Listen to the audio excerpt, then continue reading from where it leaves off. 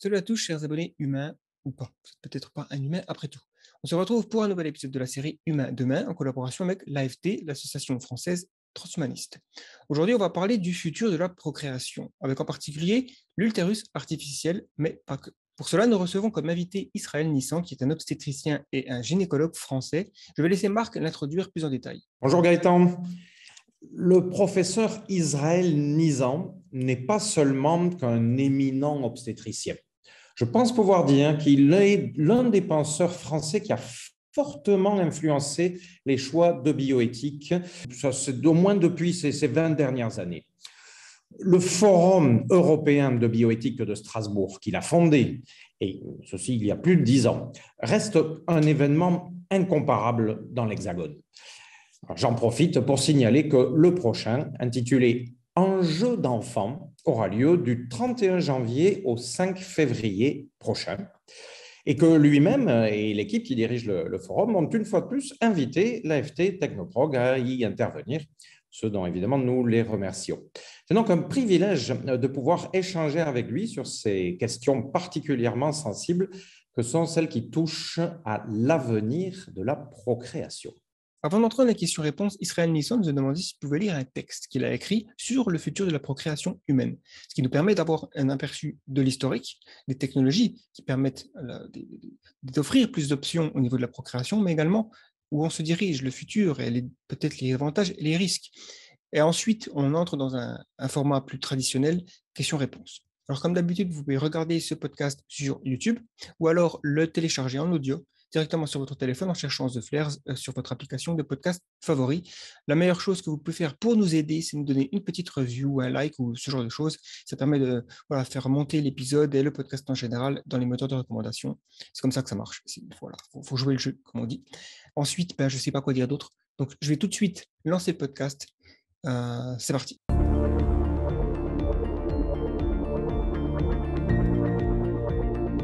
Le podcast Humain demain. Merci Israël d'avoir accepté notre invitation pour discuter donc du futur de la procréation, notamment avec les utérus artificiels, mais pas que. Et vous avez préparé un petit texte. Donc vous allez introduire donc ce sujet par ce texte. Et je vous donne donc le top départ. Merci Marc Roux de m'inviter à cette réflexion sur le futur qui est toujours dangereuse.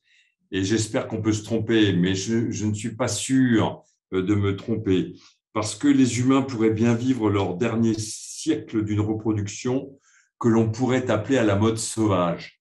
Un profond changement anthropologique se profile à l'horizon et de nombreuses forces y concourent puissamment, et c'est ça que je voudrais vous expliquer.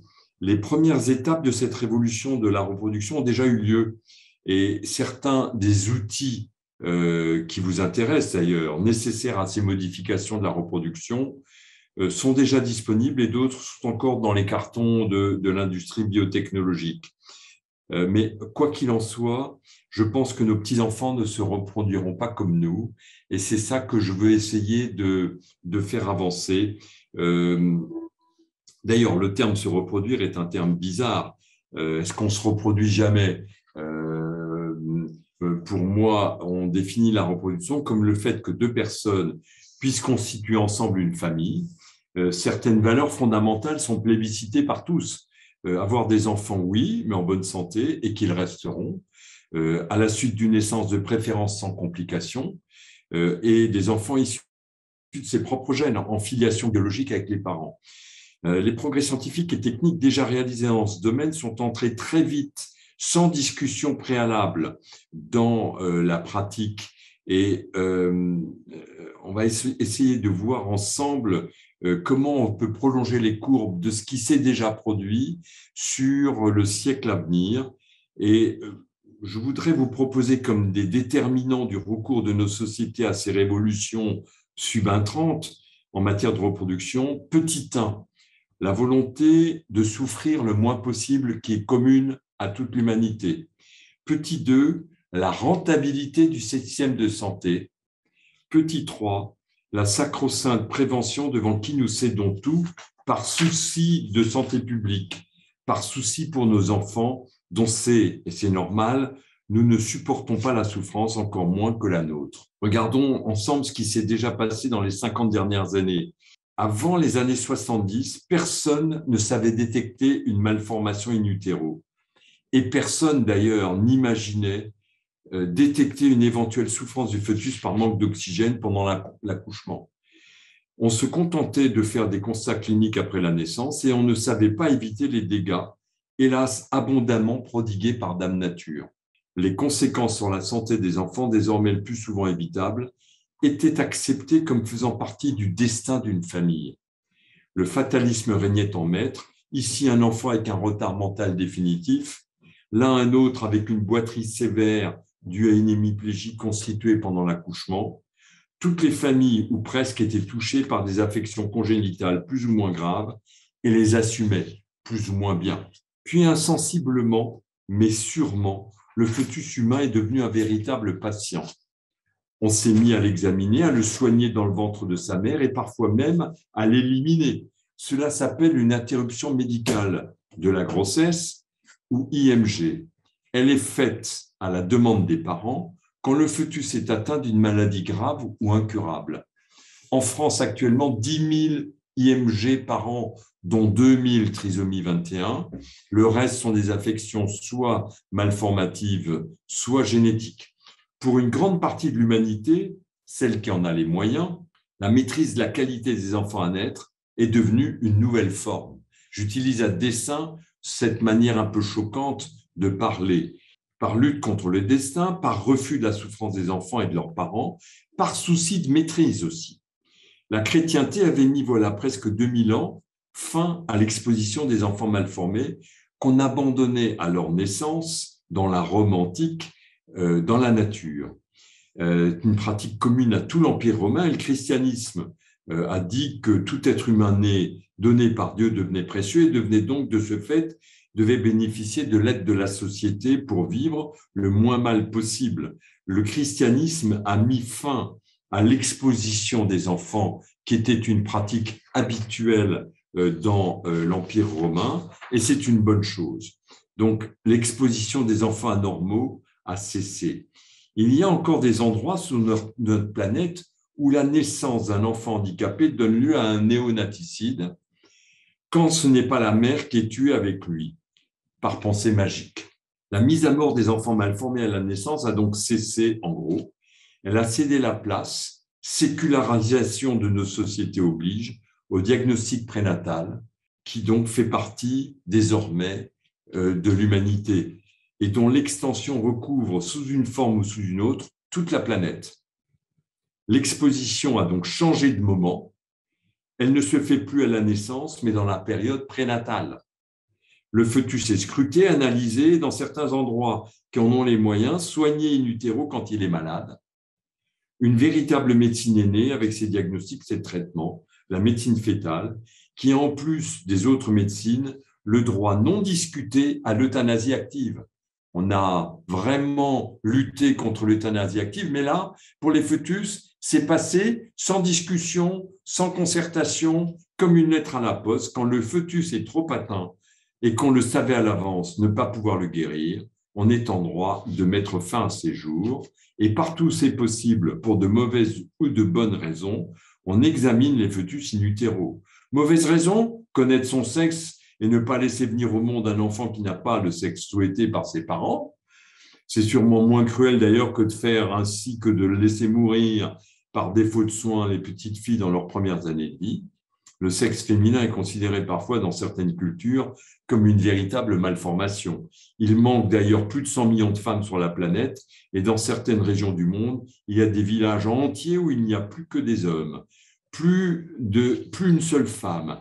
Quand les humains maîtrisent leur reproduction, c'est toujours en même temps pour le meilleur et pour le pire.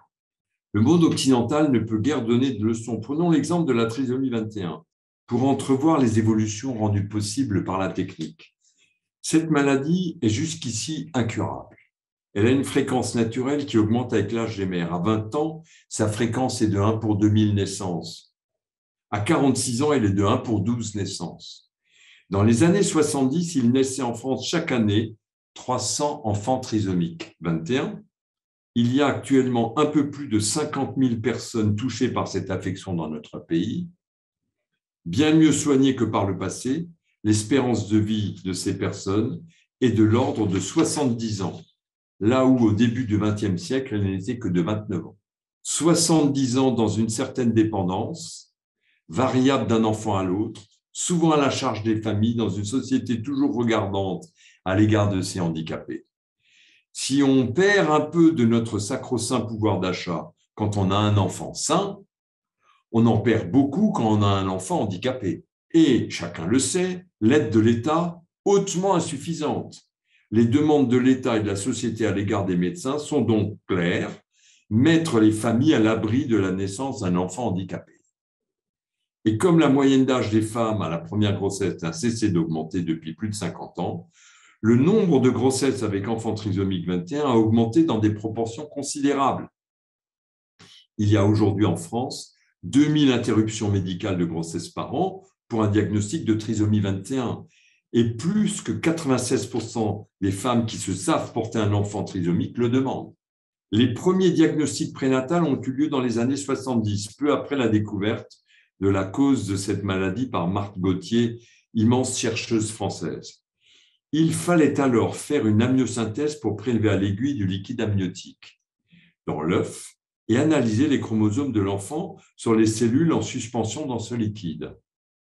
L'amniosynthèse nous faisait perdre accidentellement, par fausse couche, une grossesse normale pour 100 à 200 prélèvements. De plus, cette analyse du liquide amniotique était onéreuse.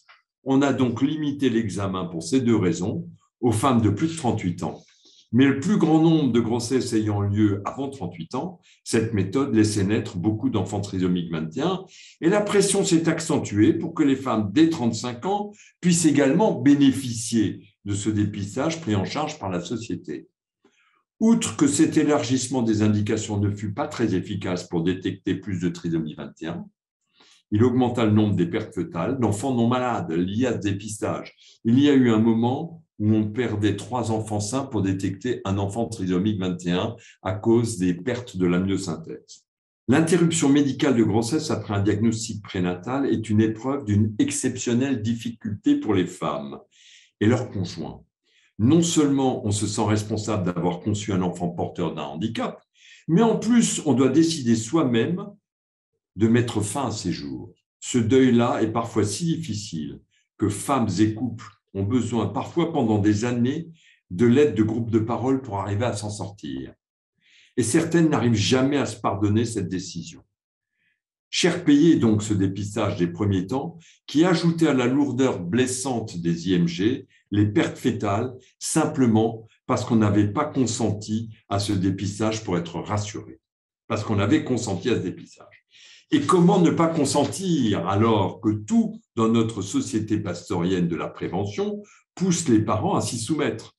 Très difficile, moins de 1% des femmes et des couples refusent encore aujourd'hui ce dépistage, ce qui montre qu'il s'est imposé à toute la nation, même aux familles très religieuses. Mais la technique est là qui s'améliore.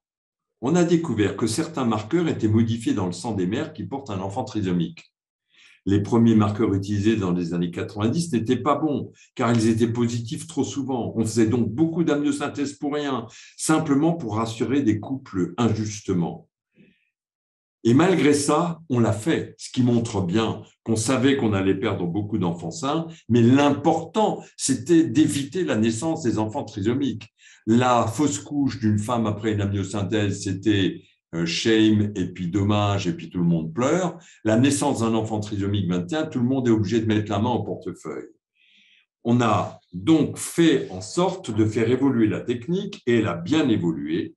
La technique a trouvé que les marqueurs, on pouvait faire mieux, et on a maintenant le moyen de détecter le chromosome 21 du fœtus dans le sang de la maman, ce qui fait qu'on a fait beaucoup moins d'amniosynthèse, mais ce qui fait qu'on détecte beaucoup plus de trisomique 21, puisque les femmes, même celles de 20 ans, sont admises à ce dépistage, certes très cher, mais c'est encore moins cher que de laisser naître des enfants trisomiques 21. Alors, c'est cette évolution-là qu'on va essayer de prolonger dans les courbes vers l'avenir. ne pourrait pas trouver à l'avenir un moyen technique qui permette d'éviter à la fois les pertes fétales liées au dépistage, mais aussi les IMG si lourdes et si dommageables pour les patientes. Et quand je dis ça, je prends l'argument de la souffrance des parents, qui est un argument très fort dans nos sociétés. Eh bien, ce moyen existe déjà, il s'appelle le diagnostic préimplantatoire, DPI. Il consiste à analyser sur 2 cellules de l'embryon humain in vitro, au 3e jour après sa fécondation, son génome, pour ne réimplanter dans l'utérus qu'un embryon à coup sûr indemne de trisomie 21. 2 inconvénients à cette méthode, son coût et la nécessité d'en passer par une fécondation in vitro alors qu'on est fécond. De plus, le DPI a le même inconvénient que la recherche des chromosomes dans le sang de la mère. Il permet de connaître, si on le souhaite, d'autres anomalies génétiques, ce qui est bien pour de vraies maladies, mais plus discutable pour des probabilités de maladie. Il était jusqu'ici interdit d'avoir recours au DPI en France pour le dépistage de la trisomie 21, et ce pour des raisons éthiques, et c'est resté interdit. Il est fort probable que la nouvelle loi bioéthique l'autorise, eh bien non, elle ne l'a pas autorisé.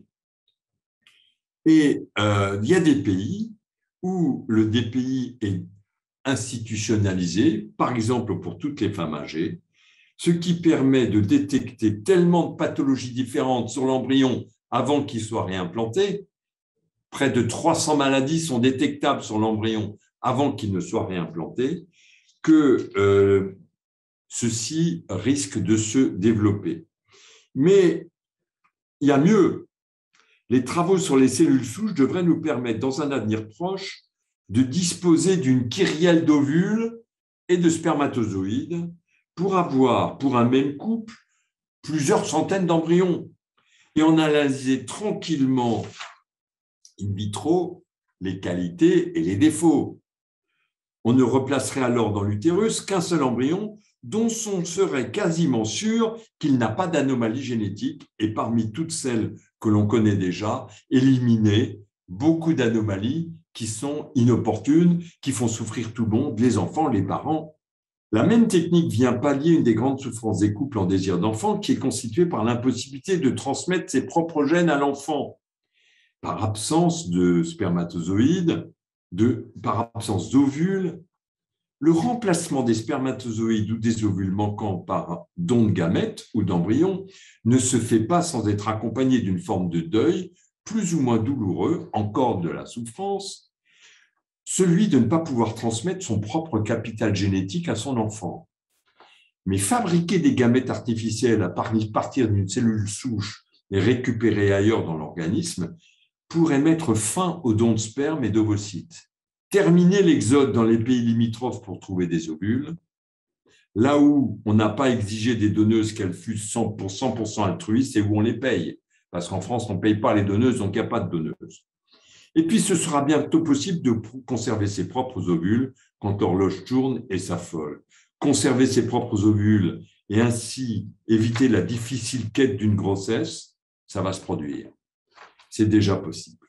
La technique est là qui repousse sans cesse les limites du réel. Je vais aller un peu plus loin. Un enfant peut naître normal et contracter ultérieurement une maladie grave comme le sida, par exemple. Qu'on se rassure, la technique est là qui s'améliore. C'est déjà annoncé par un chercheur chinois formé aux États-Unis, qui s'est d'ailleurs fait mettre en tôle depuis, où il a appris la technique du copier-coller sur le génome, et 3 enfants seraient déjà nés avec une modification génétique qui les rend théoriquement plus résistants au sida, modification qui se transmettrait à leurs enfants. Si c'est vrai, et si ce n'est pas une infox, la communauté scientifique n'a pas encore validé cette annonce, mais ça nous ouvre une perspective sur, par exemple, le Covid, où si on était capable demain de faire une modification génétique qui nous rende, comme les chauves-souris, qui sont aussi des mammifères, résistants à tous les coronavirus, il y aurait de plus en plus de gens candidats pour ce genre de manipulation. Oui, mais un enfant peut disposer au départ d'un capital génétique tout à fait normal et pâtir d'une exposition in utero à des toxiques qui risquent d'altérer son développement à cette période d'une extrême vulnérabilité. Vous savez que les cancers du sein, on est en train de penser que c'est une exposition des fœtus filles dans le ventre de leur mère à des toxiques comme les dioxines, etc. Or, on vit dans un monde de plus en plus pollué. L'affaire récente des enfants nés avec une agénésie de bras dans un territoire assez restreint de la France fait suspecter un effet indésirable d'une pollution chimique responsable de ces anomalies.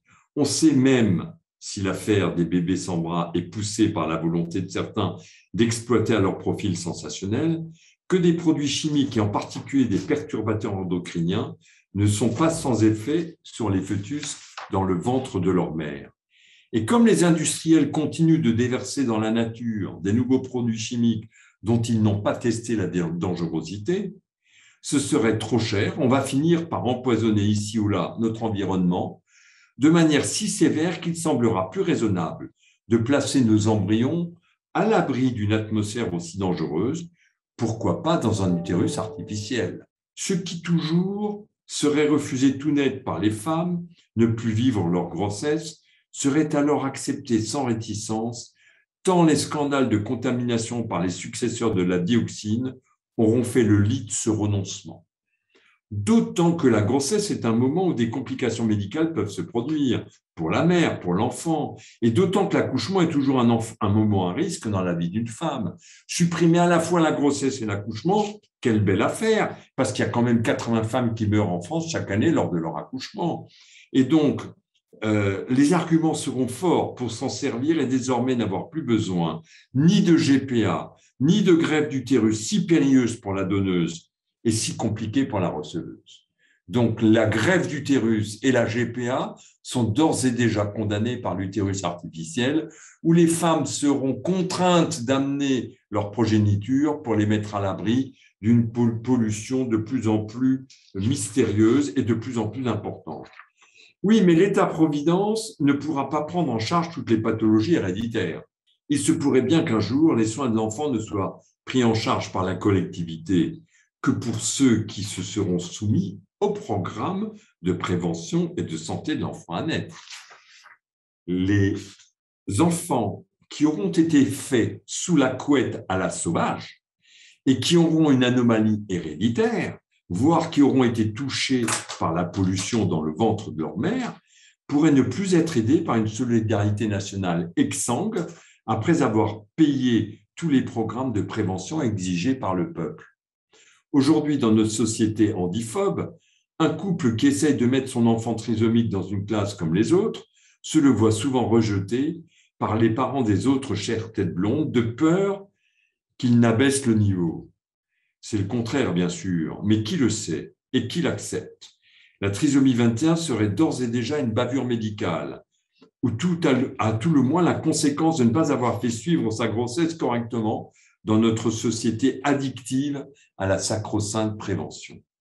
Demain, ceux qui n'auront pas suivi les possibilités offertes par la médecine préventive pastorienne et qui de fait solliciteraient la solidarité nationale pour les aider à soigner leur enfant touché par une maladie héréditaire qu'on aurait pu éviter, risquent fort de ne plus être aidés par manque de moyens. Des embryons sans anomalie génétique protégés artificiellement contre certaines maladies graves, élevées en batterie dans des couveuses collectives à l'abri de la pollution dangereuse et issues d'une sélection qui assurera aux parents le mieux qu'ils peuvent attendre en matière de reproduction, sans laisser cela au hasard, un tableau digne d'Aldous Huxley, qui pourrait nous apparaître comme déplaisant, voire même inacceptable. Bienvenue à Gattaca d'Andrew Niccol, réalisateur visionnaire de 1997, dans son film « Les enfants nés sans contrôle » s'appelle déjà « Les invalides ». Pas sûr d'ailleurs que ce tableau peu rassurant soit encore inacceptable pour nos arrière-petits-enfants qui auront, eux, de bonnes raisons d'accepter ces contraintes qui leur paraîtront toutes naturelles. Homo sapiens supporte mal la frustration, il fait toujours le meilleur et le pire de chacune de ses découvertes. Et si ce n'est pas ici, ce sera là.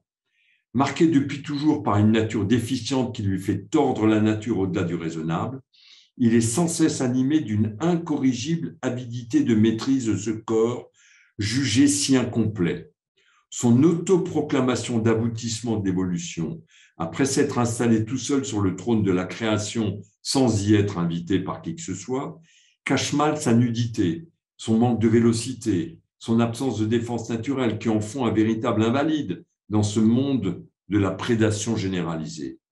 Normal qu'il veuille tout maîtriser, normal qu'il veuille améliorer son corps, l'augmenter, le rendre plus performant. Normal aussi qu'il soit de plus en plus vigilant sur la qualité de sa reproduction pour avoir des petits de plus en plus doués et compenser par là même son avoir moins congénital. La spirale de la transformation de nos corps est engagée depuis toujours et rien ne saura l'arrêter, ni les comités d'éthique, ni les lois, ni les frontières. On sait bien que dès qu'une nouvelle technique dans le domaine de la reproduction sera disponible, elle sera plébiscitée, puis mise en œuvre, et vite, concurrence entre les peuples oblige. L'humanité est donc arrivée, de mon point de vue, à un tournant. Nos arrière-petits-enfants feront-ils encore partie de l'espèce Homo sapiens sapiens, comme si la répétition du mot devait nous conférer une sagesse dont nous sommes si incertains. Où seront les premiers d'une nouvelle espèce, Homo prothéticus ou Homo hybridus? On peut déjà ouvrir le concours des dénominations, car la chose me paraît certaine. Nos arrière-enfants ne se reconduiront sûrement plus à l'ancienne, plutôt mieux de le savoir, de le prévoir et pour tout dire de l'anticiper. Merci infiniment, Israël Nizan. Vous, évidemment, vous avez balayé déjà de manière très, très large le champ de nos interrogations et vous nous avez déjà, je pense, apporté un bon nombre d'éclairages, si ce n'est de réponses. Je vous remercie grandement et nous allons essayer à partir de là d'approfondir, de creuser certaines directions plus particulièrement. Je souhaitais dans un premier temps d'abord rappeler une fois de plus avec vous maintenant que vous avez développé depuis plus de 10 ans maintenant cet événement toujours unique en France qui est le Forum européen de bioéthique à Strasbourg et qu'il y a quelques années, enfin en 2018, ce forum avait pour titre justement produire ou se reproduire. Et donc, il portait sur notre thème d'aujourd'hui, sur le futur de la procréation. Je voulais vous demander, autant que vous vous souvenez, tout ce qui avait été dit, tout ce que vous avez entendu à cette occasion-là, et puis assurément depuis, à travers tous les échanges, les débats auxquels vous participez, comment est-ce que vous percevez la réaction des différents publics par rapport à cette évolution que vous venez de nous décrire et de ces perspectives que vous venez d'ouvrir. D'une part, je précise, d'une part du point de vue du grand public, comme c'est souvent celui du Forum de bioéthique à Strasbourg, et d'autre part de celui davantage des spécialistes, des techniciens, des bioéthiciens. Éventuellement, on pourrait aller jusqu'à se demander comment est-ce que les politiques se préparent ou réfléchissent ou ne réfléchissent pas à ces perspectives. Qu'est-ce que vous avez conservé? Quel est votre sentiment global donc, sur ces réactions? Comme chaque fois sur les évolutions sociétales, il y a deux grands groupes qui s'opposent.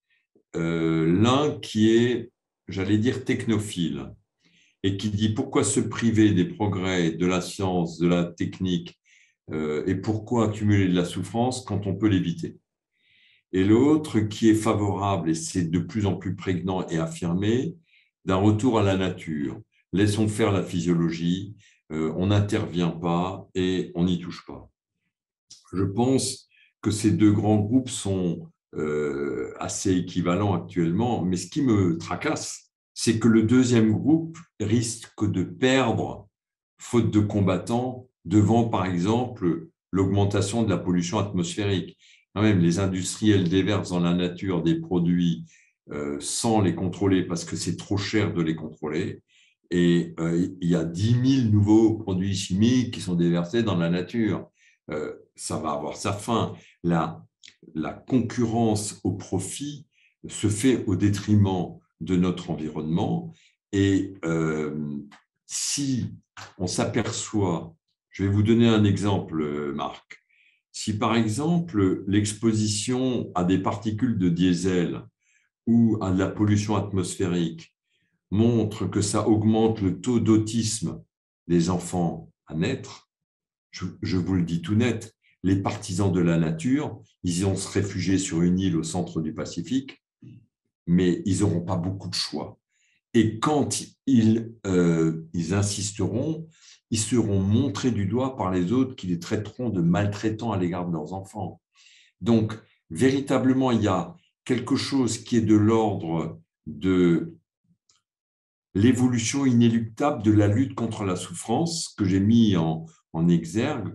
Nous avons un principe qui est de lutter contre les souffrances des individus et qui est reconnu par tous.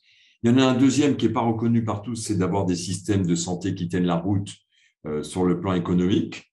Alors, je peux vous dire qu'il vaut beaucoup mieux avorter un trisomique 21, même si ça nous fait perdre d'autres enfants, que de le laisser naître avec sa dépendance pendant 70 ans. Donc, cette réflexion économique, elle est présente chez les politiques. Les politiques, chaque fois qu'ils l'ont pu, ont estimé que les médecins sont là pour protéger la société et les familles contre la naissance des handicapés, et ils nous le disent. Et même quand on ne le voit pas, le handicapé, ils veulent prendre dans la poche de nos assurances professionnelles de quoi éduquer les handicapés. Et quand ça leur est refusé, la loi anti-perruche, ils se lamentent à longueur de télé en disant « mais qui va payer pour les handicapés ?» Donc, on est là dans des raisonnements qui me font dire que l'évolution que je vous ai décrite, qui est un peu science-fiction, il va y avoir de forts arguments pour y aller.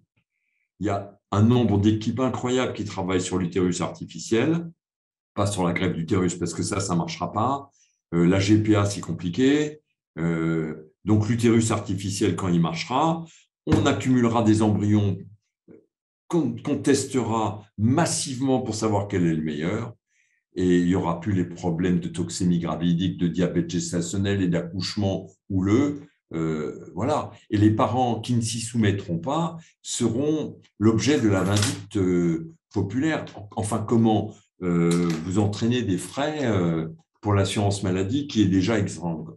Donc voilà, je pense qu'actuellement, il y a un très fort retour à l'écologisme, à la nature, qui est bonne mère. Mais malheureusement, la nature n'est pas toujours bonne mère. Et quand elle n'est pas bonne mère, et que je suis frappé quand même que le diagnostic prénatal ait couvert toute la planète en moins de 30 ans. C'est quand même très frappant. En quelque sorte, on a dit collectivement, toute l'humanité a dit, oui, un enfant mal formé, c'est peut-être triste de lui donner naissance, il va souffrir, et les parents aussi. Donc, toujours le mobile de la souffrance, et derrière ça, planqué le mobile de l'économie. Et pour rester sur cette, on va dire, parenthèse de l'environnement et de la pollution qui pourrait faciliter finalement le camp des technophiles qui voient ces technologies comme plutôt positives, il y a aussi depuis plusieurs décennies un constat que la qualité du sperme diminue, ainsi que des problèmes d'infertilité dus à une disruption des systèmes endocriniens à cause des pollutions plastiques et autres résidus chimiques, comme vous avez mentionné, qui finissent dans nos corps et ça a un effet sur la reproduction. Alors, il y a des scénarios un petit peu catastrophes où l'avenir de l'humanité est menacé en raison d'un manque de fertilité. Donc, c'est intriguant et ça donne évidemment source à de bonnes histoires de science-fiction. Je pense notamment au film Le Fils de l'Homme, où il y a aussi le roman Handmaid's Tale qui parle un petit peu de cette prémisse. Mais je vous pose la question, est-ce qu'on doit quand même être inquiet si cette tendance continue et est-ce que la procréation assistée par la technologie ne représente finalement pas une solution pour contrecarrer ce problème? Rassurez-vous, on travaille sur les gamètes artificielles. Là aussi, il y a des milliers d'équipes qui travaillent sur les gamètes artificielles. Quand on sera capable, et on n'en est pas loin, de prendre une de vos cellules de peau et d'en faire des spermatozoïdes, on n'aura plus besoin de dons de sperme.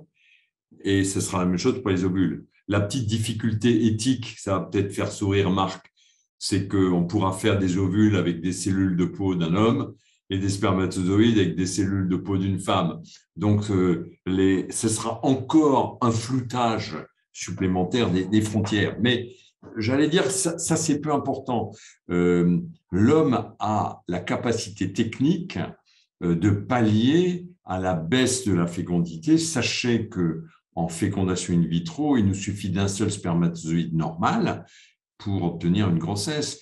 Et donc, je ne vois pas, et par chance, il y avait de la réserve dans la profusion des spermatozoïdes. Je ne sais pas si vous savez, mais 4% de spermatozoïdes normaux, c'est considéré comme normal. C'est en dessous de 2% de spermatozoïdes normaux qu'on considère que le sperme devient moins fécondant. Donc, il est possible que la cigarette, la vie trépidante, la pollution et les xénoœstrogènes, c'est-à-dire les pesticides qui sont répandus sur les champs, sur les vignes, et où la Chine est en train de devenir le premier exportateur mondial, il n'est pas exclu que ceci altère, mais pas de manière gravissime, la fécondité des hommes d'abord, la fécondité des femmes ensuite. Mais je trouve que ce qui est plus dangereux, c'est qu'un fœtus dans le ventre de sa mère soit exposé à des toxiques, et en particulier sur les ébauches embryonnaires de sein, on s'est aperçu, et il y a plusieurs équipes qui publient là-dessus actuellement, que l'exposition à des toxiques, vous savez que le cancer du sein augmente et qu'aujourd'hui, une femme sur 9 sera touchée par un cancer du sein. Il faut quand même expliquer cette épidémie. Ce n'est pas les gènes qui changent. Et d'ailleurs, ils interviennent pour peu dans le cancer du sein. Il y a quelque chose qui se passe. Et ce quelque chose qui se passe, beaucoup de gens pensent que c'est l'exposition des embryons de la cellule, des cellules mammaires dans le ventre de la mère.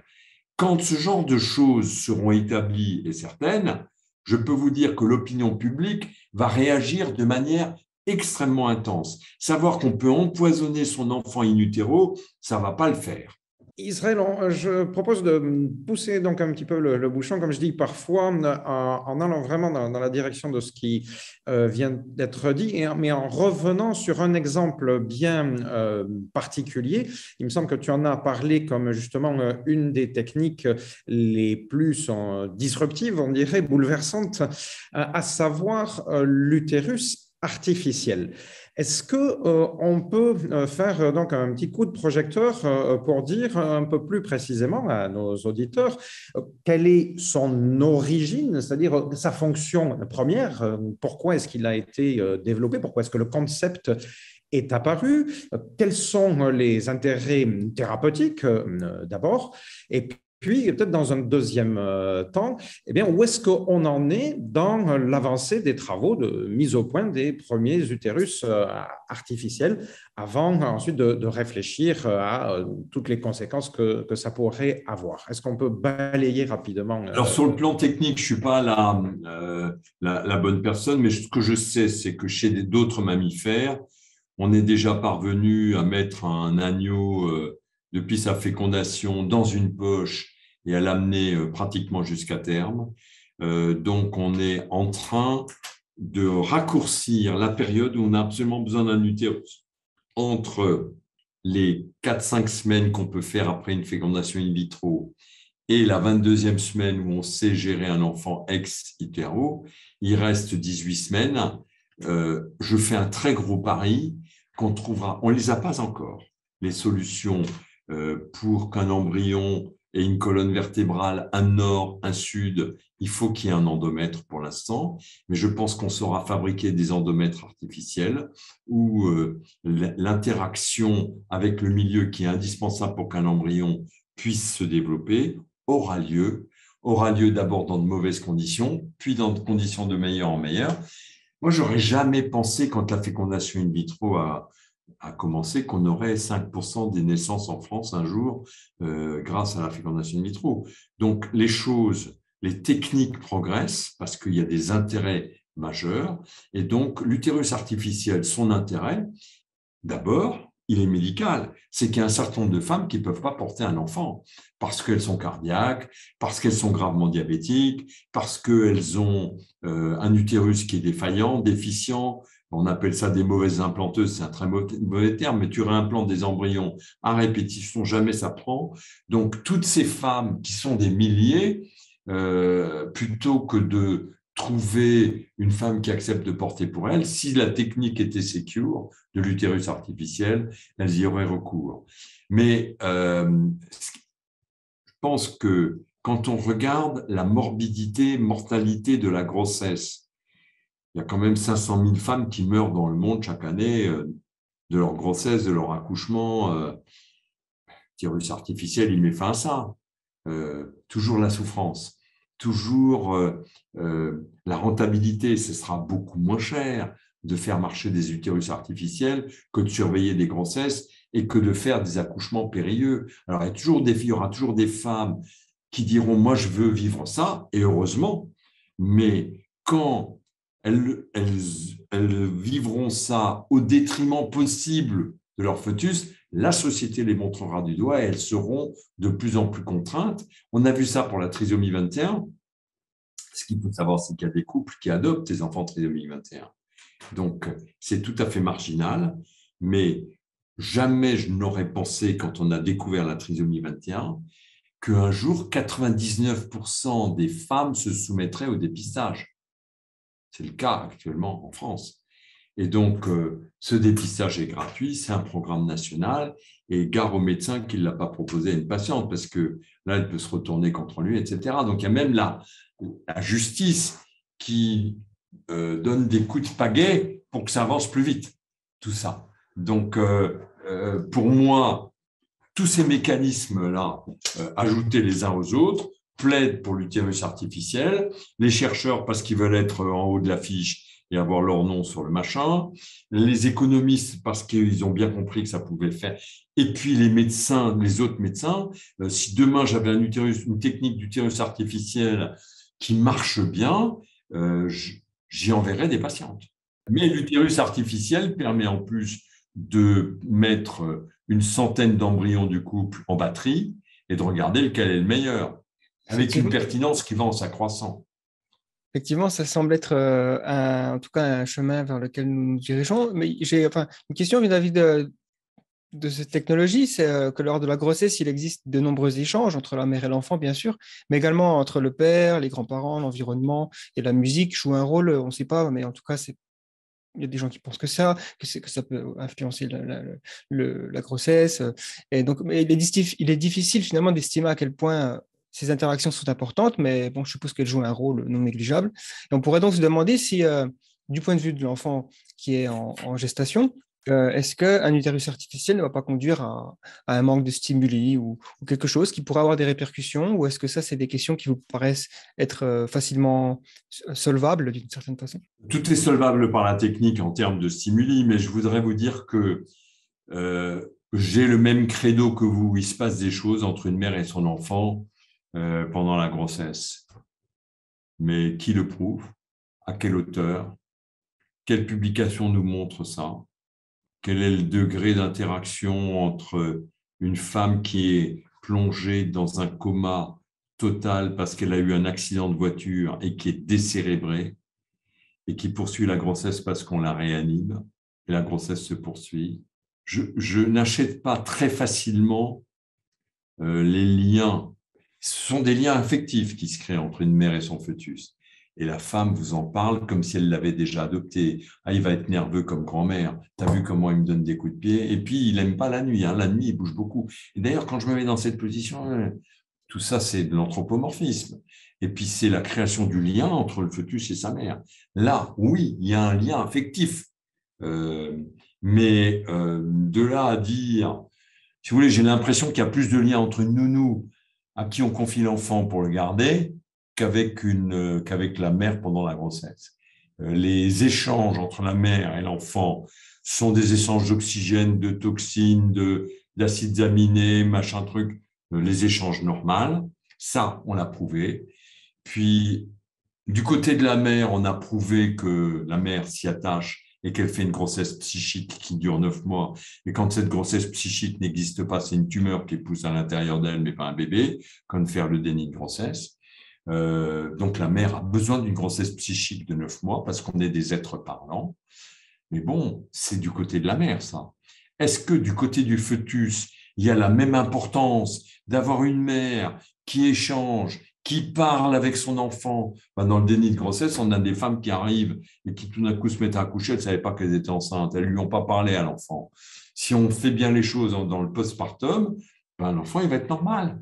Donc, qu'on ne me dise pas que ces échanges sont absolument indispensables.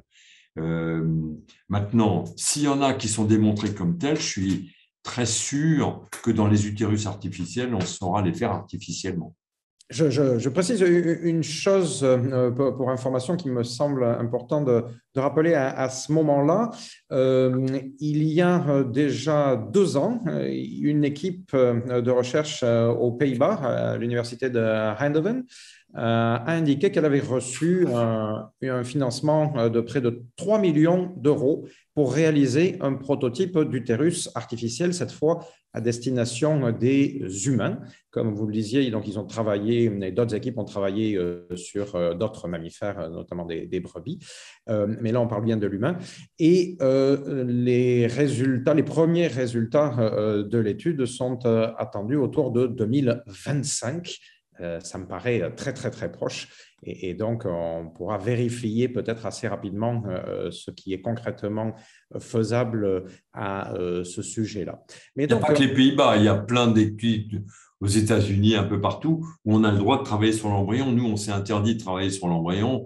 Et ce genre de recherche en France aurait de la peine à passer à un comité d'éthique. Mais je sais qu'il y a plein d'endroits où on utilise des embryons surnuméraires pour ça et où on va de plus en plus loin dans la culture in vitro, avec pour l'instant une espèce de plafond de verre. On ne sait pas aller au-delà d'un mois, mais on va y arriver. À partir de là, nous allons commencer à vous proposer de presque basculer enfin, vers des types d'interrogations, disons, on va dire un petit peu plus futuristes, puisqu'on parle de futur de la procréation, futuriste encore. D'après ce que vous en savez, d'après ce que vous en comprenez, comment est-ce que vous percevez l'intérêt des transhumanistes maintenant sur ou à propos de l'utérus artificiel? Qu'est-ce qui, à votre avis, peut les intéresser, ou dit autrement, au-delà des intérêts thérapeutiques, qu'est-ce qui pourrait, selon vous, faire de l'utérus artificiel quelque chose de intéressant? Donc, voilà, encore, je viens de le dire, pas seulement du point de vue thérapeutique, sur quoi est-ce que ça pourrait déboucher, qu'est-ce qu'on peut essayer d'imaginer quand on est obstétricien, comme autre type d'usage? Alors, on a démontré en fécondation in vitro que le milieu de culture dans lequel baigne l'embryon humain a des conséquences sur la taille, sur le poids et sur plein d'autres choses. Et donc, les milieux de culture qui d'ailleurs ne sont pas contrôlés et qui sont à la liberté des industriels, ne sont pas du tout indifférents. C'est ce qu'on appelle l'épigénétique. L'endroit dans lequel est trempé un embryon peut avoir un effet, pourquoi pas sur ses performances intellectuelles, pourquoi pas sur ses performances physiques. Et donc, à partir du moment où on élèvera des embryons, d'abord ça se fera chez l'animal, puis probablement chez l'humain, où on élèvera des embryons, on sera de plus en plus performant pour dire quelle cuisine il faut mettre pour un peu plus de sel, un peu plus de machin dans le milieu de culture pour que l'épigénétique soit la plus favorable possible. Ça, c'est un aspect transhumaniste. C'est-à-dire qu'il ne s'agit pas simplement de suppléer à une fonction défaillante du corps, c'est la médecine. La fonction défaillante, ce n'est pas d'utérus, je vais à l'utérus artificiel. Ça, c'est de la médecine. Il s'agit d'augmenter les performances de l'humain et de lui donner plus de possibilités qu'il n'en a aujourd'hui. Ça, c'est véritablement transhumanisme et l'utérus artificiel offre tout un tas de possibilités. Il va y avoir l'éclairage de l'embryon et du fœtus, son rythme circadien, ce qu'on lui donne à manger. On va avoir accès à des choses auxquelles on n'a pas du tout accès aujourd'hui, avec une prolifération de recherche qui sera extrêmement rapide. tant sur l'environnement du fœtus. Donc, l'épigénétique va être complètement bouleversée par le fait d'avoir accès. Aujourd'hui, quand on injecte un médicament dans le liquide amniotique, il faut s'entourer de précautions incroyables, et ce n'est que s'il s'agit de sauver la vie du fœtus qu'on peut le faire. Là, ça va être complètement différent. On va peut-être basculer vers des questions un peu plus éthiques. Donc, vous avez parlé beaucoup d'avantages donc, de ces nouvelles techniques de procréation, que ce soit l'utérus artificiel, mais également les autres.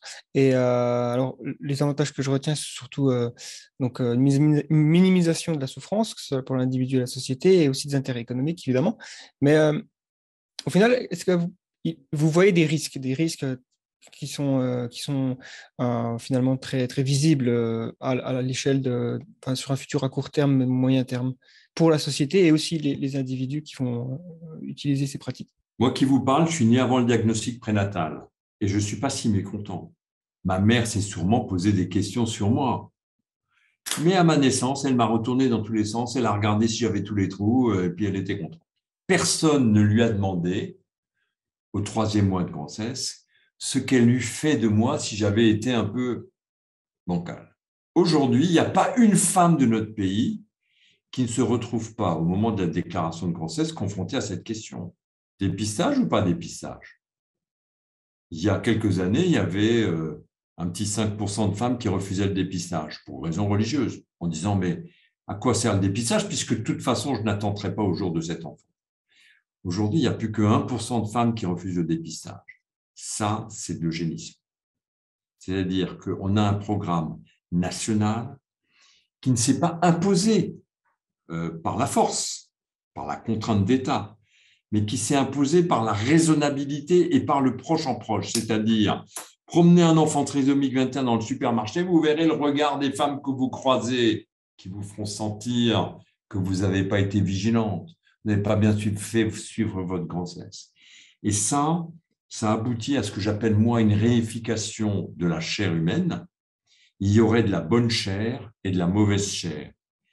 Et vous n'êtes pas sûr, vous qui me parlez, d'être dans la catégorie de la bonne chair. Vous pouvez très bien avoir un petit gène caché qui va entraîner une maladie à révélation tardive et qui aurait pu être détecté avant et éviter de vous faire souffrir à partir de l'âge de 40 ans. Donc, cette classification des êtres humains en bonne chair et en mauvaise chair, et même en très bonne chair pour ceux qui auront tel marqueur et tel truc, ça nous ramène aux alphas et aux epsilon du père Aldous. Quand on a lu ça, ça nous a fait frémir, mais là, on y va. Voilà le dérapage principal. C'est qu'on s'habitue tous à ce qu'il y ait des bonnes chairs et des mauvaises chairs. Eh bien, moi, je suis content d'avoir ma mauvaise chair. C'est-à-dire que j'ai un diabète, ça aurait pu se prédire. Si on avait fait les prélèvements qu'on sait faire aujourd'hui à ma mère, on aurait pu lui dire, eh ben, à 70 ans, ton enfant, il aura un diabète. Qu'est-ce qu'elle en aurait fait de cette info? Et c'est ça le deuxième point négatif. C'est qu'il y a une phrase, une des premières phrases de la Bible qui dit « Quand tu croques de l'arbre de la connaissance, tu fais un pas hors du paradis. » Mais là, on court, on croque à belles dents l'arbre de la connaissance. Et je vois des femmes, à propos du diagnostic en prénatal, qui disent « Mais pourquoi est-ce que vous avez cherché ça? Maintenant, j'ai une délétion 22q11. Est-ce que mon enfant aura une cardiopathie? Est-ce qu'il n'y en aura pas? Est-ce qu'il aura des problèmes de thymus ou est-ce qu'il n'en aura pas ?» Et elles sont là à gérer des informations qui nous sont parvenues de manière inopportune et que souvent elles n'avaient pas demandé. Donc, que faire de toutes les informations? Il y aura par le génome des informations sur le risque d'infarctus avant l'âge de 50 ans, sur le risque d'Alzheimer, sur le risque de diabète. Mais les femmes de demain, nos petites filles vont avoir du mal. Je vais vous dire comment c'est. Elles se confieront aux médecins qui auront des oukases d'État qui seront calqués plutôt sur la rentabilité de tel ou tel diagnostic par rapport au fait de ne pas le faire. Donc, ce que je crains, c'est ça. C'est une automatisation de l'évaluation de la qualité de la chair qui s'impose progressivement de génération en génération. Et donc, j'aimerais revenir sur le terme eugénisme que vous avez mentionné, qui fait partie d'un... Voilà, c'est souvent ce qu'on entend le plus revenir dans les débats publics quand on présente ce genre de technologie et de futurs possibles. Alors, est-ce que peut-être vous pourriez définir ce terme, comment vous le comprenez, comment il est peut-être son histoire, et aussi le terme eugénisme libéral, qui est aussi quelque chose qu'on entend. Tout d'abord, une remarque générale philosophique. Eugénisme, c'est une insulte. Dès qu'on utilise le terme « t'es un eugéniste », ça met fin au débat. Donc, loin de préciser les choses, il les obscurcit. Qu'est-ce que c'est eugénisme? Le terme a été inventé par Galton à la fin du XIXe siècle, dans des conditions qui méritent d'être rappelées. C'est que la société anglaise se préoccupait que les familles riches ne fassent pas beaucoup d'enfants pour que l'héritage puisse se transmettre. Et qui disait riche pour Galton disait intelligent, alors que les familles pauvres, et qui disait pauvre disait andouille, les familles pauvres, on faisait des enfants comme des petits pains. Et il s'est dit, mais il va y avoir un grand remplacement des andouilles, des intelligents par les andouilles. Et donc, il proposait de l'eugénisme positif, favorisé par la puériculture, le développement des bons enfants, ceux des riches, et puis peut-être liquider les schizophrènes, les épileptiques ou les empêcher de se reproduire, parce qu'on pensait que c'était héréditaire. Donc, la naissance, il y a eu en France une société française d'eugénisme jusqu'en 1953. Alors, c'est assez intéressant de savoir qu'après la guerre, la Deuxième Guerre, l'eugénisme n'était plus à la mode et elle a transformé son nom en Société française de génétique. On n'est jamais innocent de nos origines. Mais j'aime bien dire ça de temps en temps aux généticiens qui, à l'époque, étaient là pour protéger la société contre la naissance des enfants anormaux. Depuis, ça a changé. Depuis, il y a l'autonomie reproductive et les généticiens protègent les couples et plus l'État. Mais ça a été véritablement un effort de notre pays d'inverser un tout petit peu le rôle des conseillers génétiques. Ils conseillaient les familles pour qu'il n'y ait pas trop d'enfants qui soient n'importe quoi. Mais par exemple, le certificat prénuptial qui était demandé par Adolphe Pinard, obstétricien et député de la République en 1933, il monte au Parlement et dit « il faut arrêter de faire en sorte que les alcooliques, les épileptiques se reproduisent ensemble, il faut leur donner une autorisation de se reproduire ». Certificat prénuptial. Et il en est mort, le pauvre Pinard, parce que l'Assemblée ne l'a pas voté en 1933. Qui l'a instauré? Pétain en 1940. Pétain était favorable à ce qu'on trie les porteurs de graines, comme ils appelaient ça. Alors, il y a un très bon philosophe américain qui s'appelle Phillips qui dit la chose suivante. Il dit, quand on veut juger d'un programme eugénique, il faut rentrer dans 4 dimensions. D'abord, est-ce que c'est obligatoire ou pas? Est-ce que c'est discriminatoire ou pas? Quel est le fondement scientifique et quel est le projet? Si on prend la médecine des nazis, hautement discriminatoire, plus ou moins obligatoire parce que les Lebensraum, c'était obligatoire, le fondement scientifique, mettre un beau soldat avec une belle Gretchen pour avoir des soldats plus vaillants et plus beaux, c'était une bêtise. Je me rappelle la blague d'Einstein et de Marilyn Monroe qui se croisent et Marilyn Monroe lui dit Maître, si on avait pu faire des enfants ensemble, ils auraient eu ma beauté et votre intelligence. Et Einstein de répondre, mais ça pouvait aussi être le contraire. C'est les farces de la génétique. Mais bon, les programmes allemands, ils étaient faux. Et surtout, c'était pour faire le Reich de Milan. Si on regarde le diagnostic prénatal, qui, de mon point de vue, est un eugénisme soft, ce n'est pas discriminatoire, parce que dans notre pays, même les problèmes d'argent ne sont pas en question. 2, c'est jamais obligatoire. 3, le fondement scientifique, il est établi, validé, il n'y a pas de souci. Et 4, c'est pour avoir des enfants en bonne santé. Ce n'est pas pour faire le Reich de Milan. Donc, les 4 curseurs sont aux mines, alors qu'ils sont au max chez les nazis. Donc, j'aurais tendance plutôt à vous proposer une définition de l'eugénisme qui est le tri des enfants à naître, qui soit plus mobile. Oui, Israël Nizam fait de l'eugénisme en proposant aux femmes de regarder si leurs enfants sont en bonne santé. C'est du tri des enfants à naître. Et quand un journaliste me disait « Mais monsieur le professeur, vous faites de l'eugénisme », j'étais embêté avant d'avoir lu Philippe Kitcher. Mais Philippe Kitcher me donne la réponse « Oui, c'est de l'eugénisme, mais c'est du soft eugénisme, accepté par la population, qui n'a pas besoin que l'État lui dise d'y aller pour y aller. » Cela dit, je vois pas mal de gens qui me disent docteur, c'est déjà assez difficile de vivre dans notre société actuellement comme ça. Alors en plus, s'il a un membre en moins, vous vous rendez compte. Et un des éléments de la demande d'IMG, c'est la difficulté de vivre dans nos sociétés. Et là, ça y est, on voit déjà une contrainte extérieure qui arrive.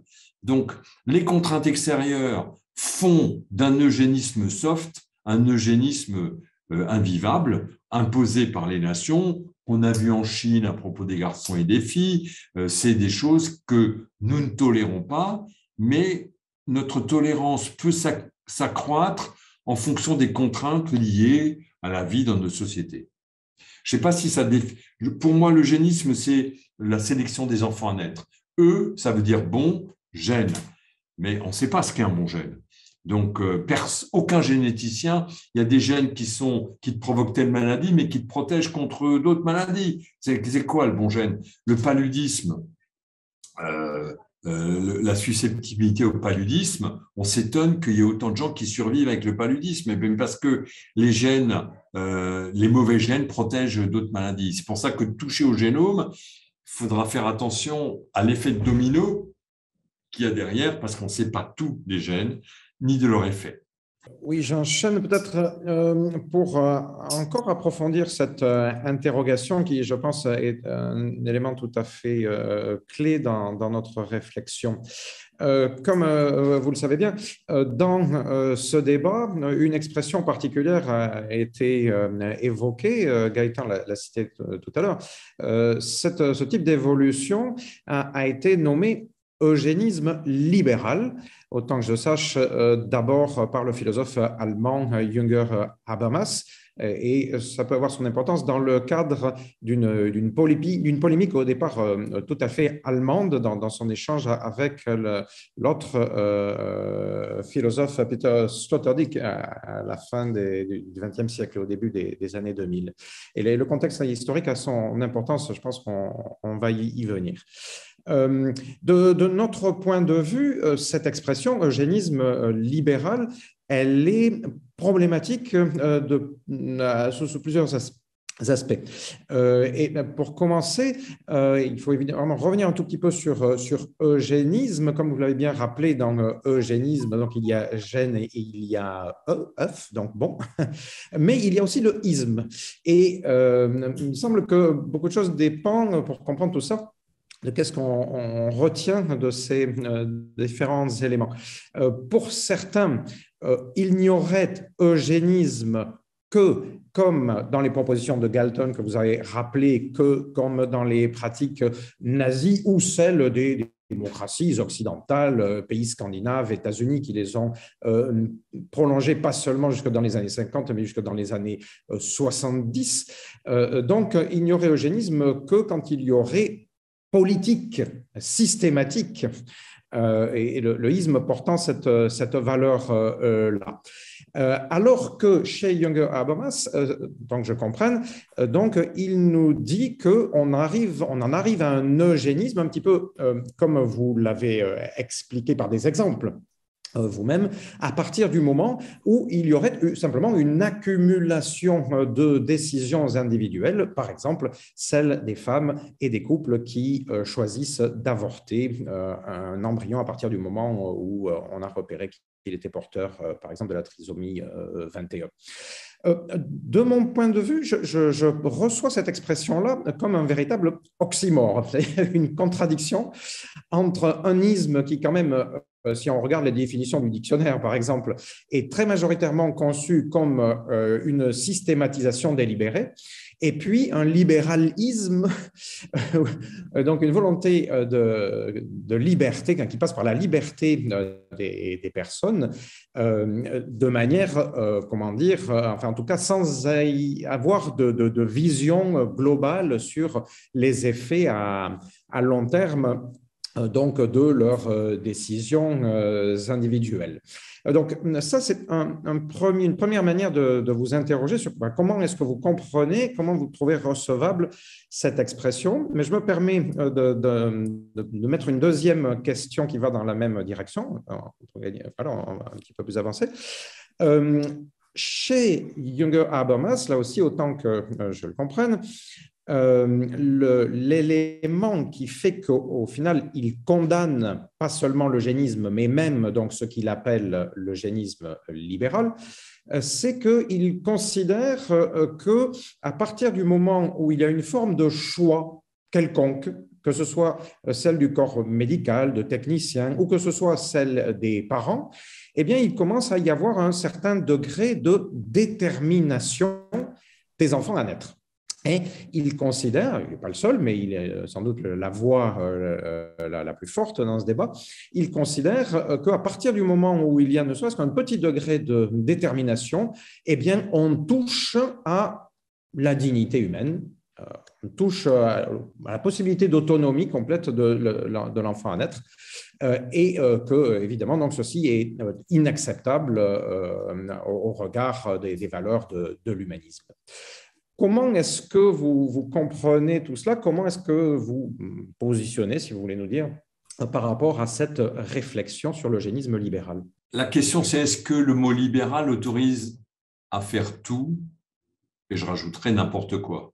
Je pense que si vous étiez assis sur ma chaise, les demandes que nous entendons vont parfois très au-delà de ce que notre société peut accepter. Les gens qui veulent du sperme de musulmans ou de juifs, comme si ça avait un sens. Voilà. Donc, je pense très clairement qu'à l'eugénisme libéral, l'ensemble des possibles, il faut opposer la loi. Et c'est bien qu'il y ait une loi, qui est le résultat, et puis cette loi, elle est susceptible de bouger. Maintenant, la deuxième posture que vous indiquez me fait dire, par exemple, que le clonage reproductif doit être interdit. Pourquoi? D'abord parce qu'il n'y a pas un très grand intérêt médical. Les gens qui veulent le même chat que celui qui est mort, ça ne me dérange pas. Les gens qui veulent le même enfant que celui qui est mort, ça me dérange déjà beaucoup plus. Et les Raël qui trouvent que leur génome est tellement bien qu'il faudrait multiplier une centaine de fois, ça fait rigoler. Donc, du côté de l'intérêt médical, walou, pas grand-chose. Si ce n'est de permettre à un homme qui n'a pas de spermatozoïde d'avoir un enfant, mais il y a une autre solution, c'est les gamètes artificielles. Parce que la différence entre les gamètes artificielles et le clonage, c'est que dans le clonage, on prend les 46 chromosomes d'un homme et on les impose mêmement à son descendant. Alors que dans une reproduction, il ne donne que 23 chromosomes, il y en a 23 qui viennent d'ailleurs. Ce qui donne une liberté totale à l'individu. Moi, j'ai une liberté totale par rapport à mon père. Même si on se ressemble, on n'est pas les mêmes. Et à tel point qu'il ne pourrait pas me donner son sang et que moi, je ne pourrais pas lui donner le mien, tellement on est différents. On est différents pour la moitié de notre génome et ça, c'est bien. Ça me donne une liberté ontologique. Donc, comme je n'aurais pas voulu... Mon père, il m'a déjà assez cloné comme ça. Il voulait que je sois médecin, je suis devenu médecin. Il voulait que je passe l'internat, j'ai passé l'internat. Quand on veut cloner les gens, on peut le faire psychologiquement. Mais qu'en plus, il ait pu dire quelque chose sur mon corps et sur ce que je suis, ça, ce serait, je trouve, une restriction terrible de ma liberté par rapport à lui. Voilà pourquoi je suis contre le clonage reproductif. Mais il y a des pays où il aura lieu. Dans ma culture juive, il y a une très forte prégnance de la filiation paternelle. La filiation paternelle a une énorme importance, au point qu'un enfant qui est issu d'un adultère n'a pas le même statut qu'un enfant, un autre enfant. C'est un bâtard. Et dans les sociétés traditionnelles, des enfants qui n'avaient pas de chance dans la vie. Donc, la filiation paternelle a déjà entraîné des problèmes chez les gens qui respectent le judaïsme en disant la seule solution, c'est d'aller chercher du sperme ailleurs. Et ça, c'est comme si on faisait exprès d'avoir un bâtard. Ça ne va pas. Ces gens-là, en toute bonne foi et en toute bonne religion, si on leur disait « Est-ce que tu veux que je te prenne de tes cellules de peau pour faire le bébé ?» Il dirait oui. Très pieusement. Je pense qu'il faut leur dire non. Au nom de quelque chose qui passe au-dessus de la religion et qui est la liberté individuelle d'être différent de ses parents. Donc voilà pourquoi je suis contre le clonage reproductif, ce qui illustre l'histoire du libéralisme. Au nom du libéralisme, faudrait-il tolérer que des parents imposent cette identité-là à leur enfant, qui est une identité du corps et de la chair, ou faut-il l'interdire en trouvant d'autres solutions? Je préfère qu'on l'interdise pour des arguments rationnels et philosophiques et pas pour des arguments religieux. Donc, ceci répond à la partie clonage reproductif et je préciserai que je vous rejoins complètement. En ajoutant par exemple peut-être que, à ma connaissance, le clonage reproductif, en fait, ne propose rien de mieux à l'enfant. À la limite, si le donneur, le père, dans l'exemple que vous avez donné, est lui-même porteur d'un génome qui peut avoir différents types de problèmes, eh bien, par le clonage reproductif, on va en faire cadeau à la descendance. Il y en a qui sont fiers de leur tard et qui veulent les transmettre. Tout à fait. Mais pour revenir à l'autre dimension, donc dans ce qui a été appelé eugénisme, qu'on peut continuer ou pas à appeler eugénisme, qu'on peut appeler eugénisme libéral, même si personnellement, donc je pense qu'aujourd'hui, demain plutôt, il vaudra mieux n'utiliser aucune de ces expressions, pour toutes les raisons qui ont été dites. Eh bien, au contraire, et ça a été bien dit jusqu'à présent, vous l'avez dit, le premier souci, au contraire, c'est d'apporter quelque chose à l'enfant, que ce soit dans un premier temps sur un plan thérapeutique ou que ce soit au-delà, par exemple d'un point de vue transhumaniste, pour donc lui proposer autre chose. Est-ce que dans la perspective où alors d'abord on ne chercherait même pas l'enfant parfait, parce que là aussi je pense que c'est une totale illusion, voilà, mais où des parents, par exemple, parce que ce serait possible et parce que ce serait évidemment sécurisé, eh bien, dirait, voilà, de la même manière que, enfin, de toute manière, sans pratiquer quelque forme d'eugénisme que ce soit, nous, on est décidé, on veut que notre enfant soit un génie de la médecine ou bien soit un virtuose du violon ou du ski, etc. De toute manière, à l'âge de 4 ans, 5 ans, il sera sur sa paire de ski ou il sera aux barres asymétriques. Et voilà, je rêve que ma fille soit une gymnaste de niveau olympique. Et donc, je sais déjà enfin, que pendant les 15 premières années, si ce n'est les 20 premières années de sa vie, et bien, voilà, tout est déjà programmé, je sais ce qu'elle va manger, etc.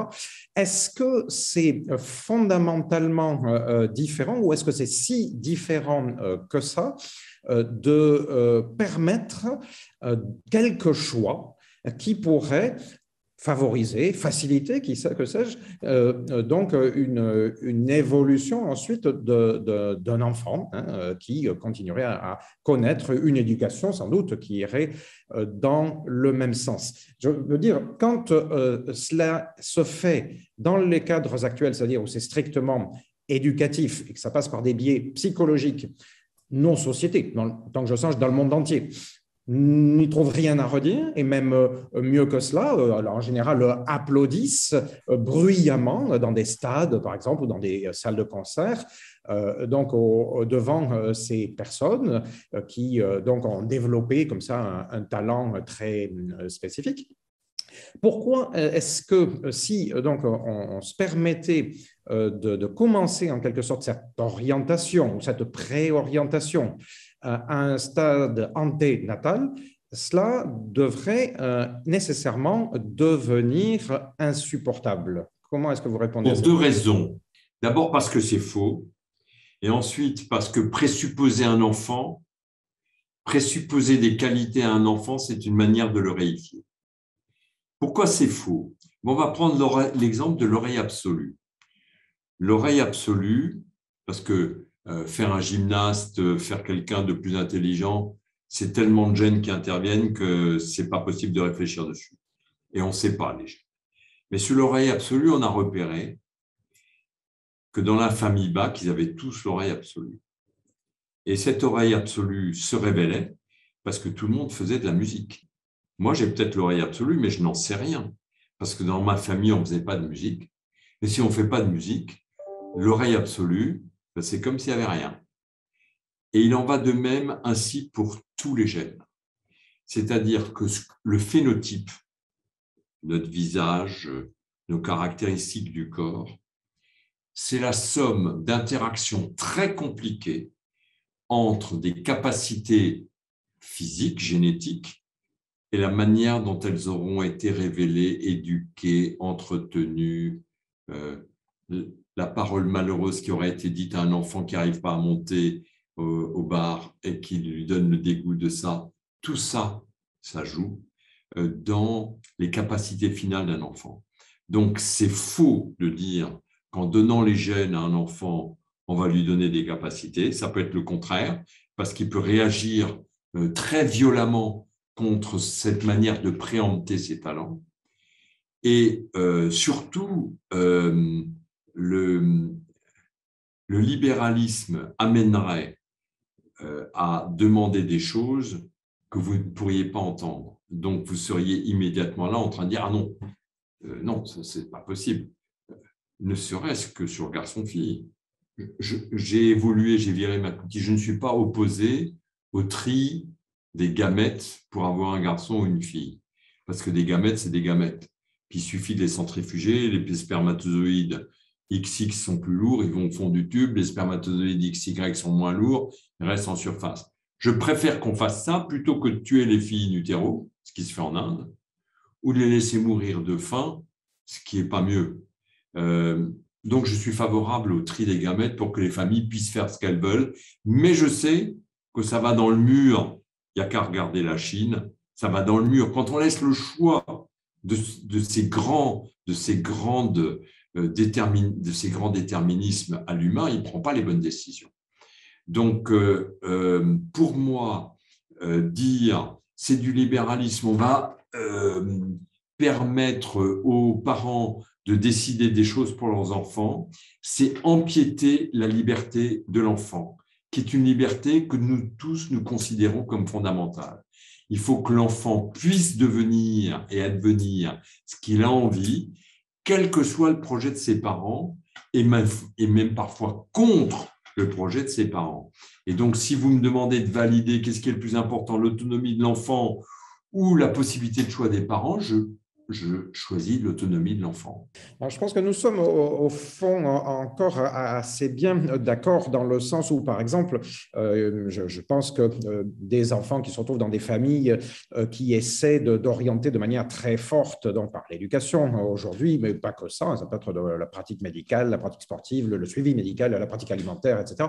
Eh bien, et heureusement, donc, on a des enfants qui regimbent parfois assez tôt et donc qui sont en mesure de faire des choix différents, quitte à se fâcher parfois à leurs parents, à les décevoir, et donc qui font preuve de leur autonomie. Mais bon, enfin, je me dis comme ça que ce type de réaction devrait être tout autant possible de la part d'enfants qui auraient subi de légères modifications génétiques, donc dès l'origine. Mais je fais le même commentaire que sur le clonage. Je n'aurais pas voulu que mon père, qui m'a déjà assez cloné comme ça, puisse avoir barre sur quoi que ce soit de mon corps. Et s'il avait dit j'aimerais qu'on lui mette le gène pour qu'il garde ses cheveux, ça me gênerait. Ça attenterait à ma liberté individuelle. En effet, c'est un argument tout à fait important. Le débat est évidemment déjà ouvert et je pense que c'est important d'entendre, par exemple, toutes les personnes, et je suppose que vous avez l'occasion d'en rencontrer de nombreuses, qui sont nées sous X, qui sont nées ou simplement qui ont été adoptées, et de voir tout le questionnement qu'ils se posent choses à propos de leur origine, de leurs origines et de justement leur détermination ou même simplement prédétermination aléatoire, mais simplement à quel point ça paraît important, ou ça peut pas chez tout le monde. Hein. Il y a tout un ensemble de personnes qui ne s'en préoccupent pas et d'autres pour qui c'est vraiment une grosse préoccupation, qui sont prêts à faire des recherches tout à fait importantes pour mettre des mots, des images, des visages. C'est pour ça que je pense que la loi doit trancher. C'est bien qu'il y ait une loi bioéthique parce que c'est le résultat d'un consensus à l'instant T.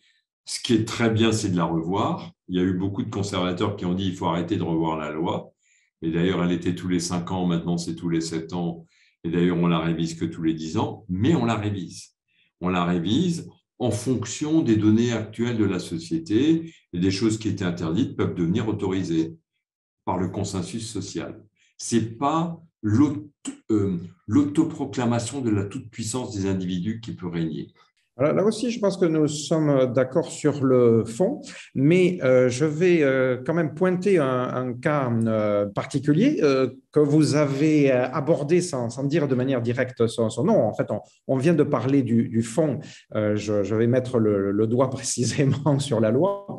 Donc, vous avez, autant que je sache, été à l'avant-garde des penseurs, pas seulement des techniciens, qui ont poussé à ce que soit voté en France, en 2003-2004, cette loi bien particulière, qui je crois n'a pas d'équivalent dans le monde, et qui a défini donc ce qui s'appelle un crime contre l'espèce humaine. Et ce crime, eh bien, il condamne justement les deux choses dont nous venons de parler en détail, à savoir le clonage reproductif d'une part, et ce qui dans la loi est appelé eugénisme d'autre part, avec au passage l'inconvénient que la loi ne précise pas du tout ce qu'elle entend, ce que le législateur entend par eugénisme. La loi dit que donc les pratiques seraient condamnées, mais en gros, elle laisse le travail au juge, à la jurisprudence de rentrer dans les détails. Et ce qu'il y a, c'est que depuis à peu près 20 ans, eh bien, à ma connaissance, 0 cas, très exactement, ont été traités par la jurisprudence, ce qui fait qu'on ne sait toujours pas, du point de vue légal, qu'est-ce que c'est que cet eugénisme.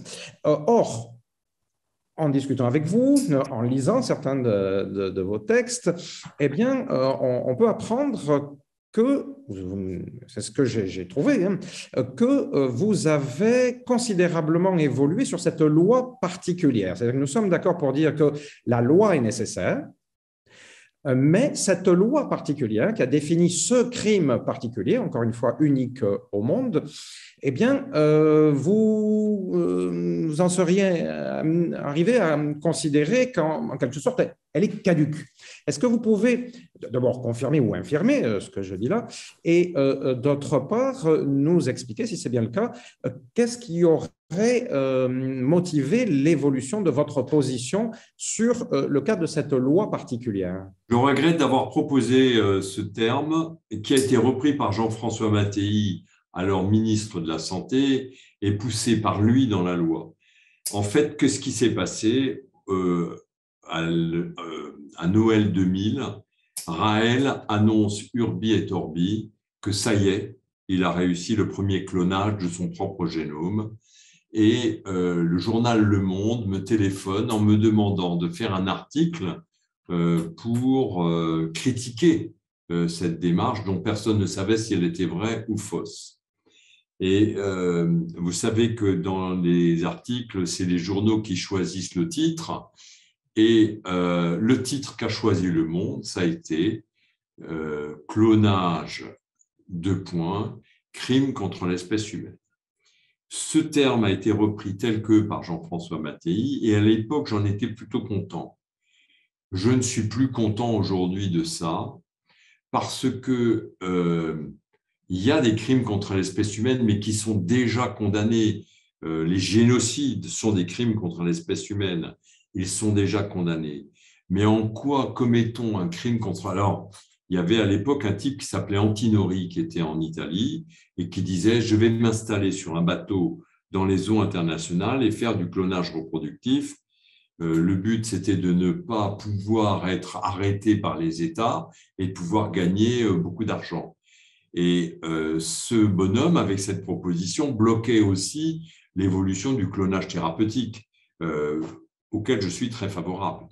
Et donc, je me suis dit, comment faire en sorte pour que le clonage thérapeutique soit autorisé et que le clonage reproductif ne le soit pas, parce qu'il n'a aucun intérêt.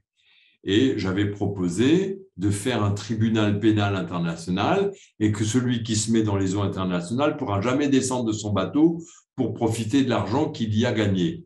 Une manière de dire qu'il fallait distinguer parce que la recherche sur le clonage thérapeutique, c'est la même que sur le clonage reproductif.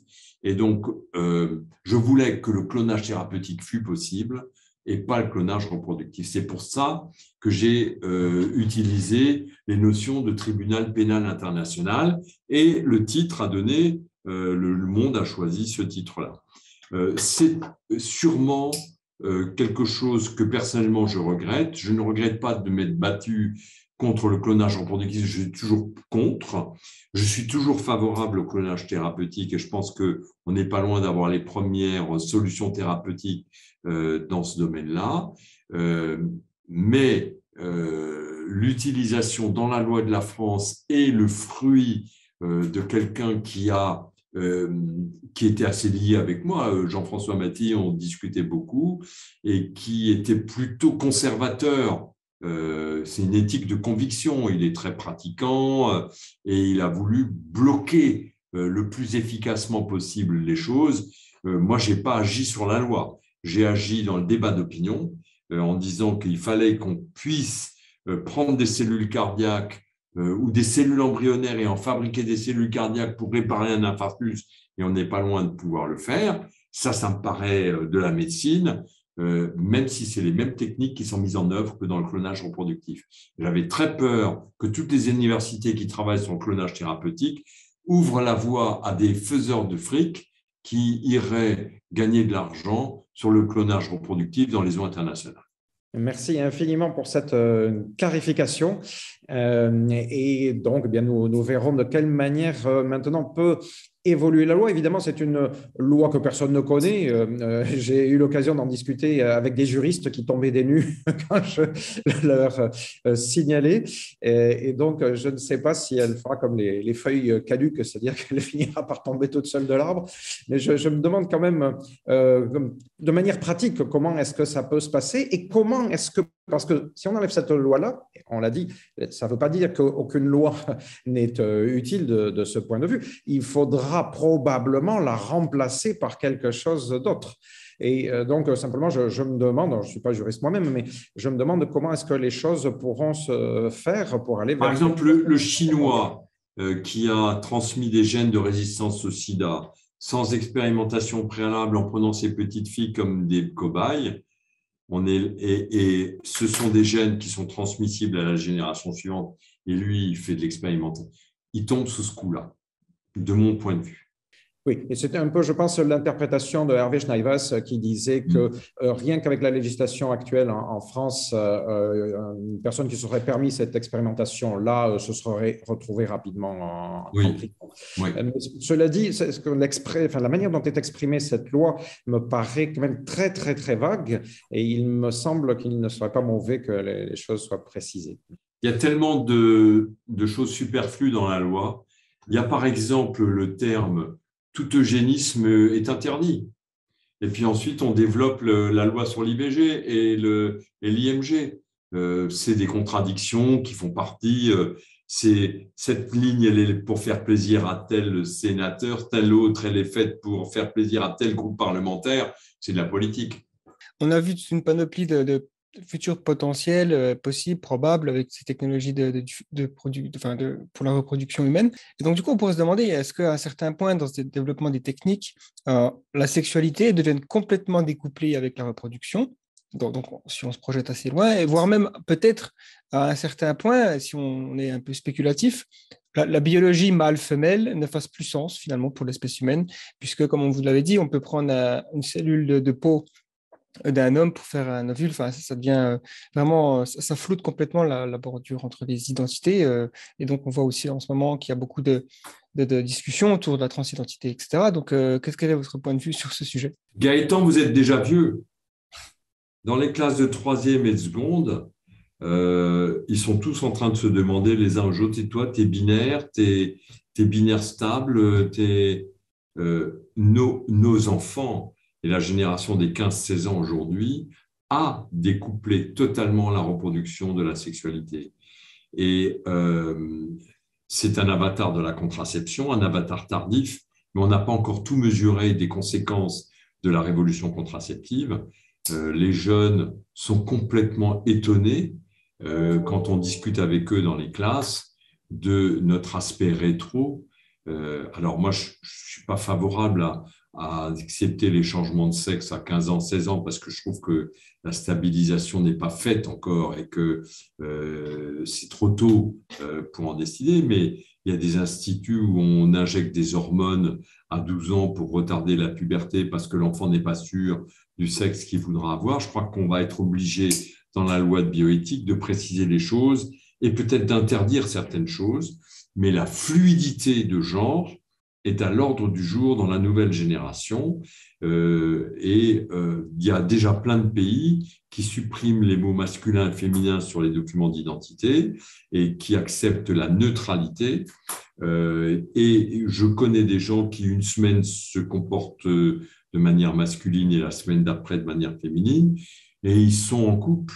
Et l'autre du couple tolère parfaitement cette fluidité du genre, ce qui n'existait pas auparavant. La déconnexion entre reproduction et sexualité est faite. D'ailleurs, elle vient d'être consacrée par la loi qui permet aux femmes homosexuelles d'obtenir l'aide des services d'aide à la procréation, et on ne va pas s'arrêter en si bon chemin. Donc, elle est faite, et pour les jeunes générations, c'est pour ça que je dis que vous êtes vieux, pour les jeunes générations, c'est considéré comme acquis, c'est normal. Comment pouvez-vous confondre reproduction et sexualité? Sexualité, c'est ma vie de tous les jours, c'est ce que je fais dans mon plumard, ça ne regarde personne. Et la reproduction, je ferai ce qu'il faut pour avoir constitué famille. C'est une des choses de la modernité qui va être le plus difficile pour les anciens. Même moi, j'ai du mal à suivre avec les jeunes. Je n'ai pas du tout eu cette éducation. Je comprends très bien qu'on puisse être trans, qu'on puisse ne pas se sentir bien dans son corps, qu'on puisse avoir un psychisme qui n'est pas conforme à son anatomie. Je le comprends. Mais le gender fluid, j'ai du mal.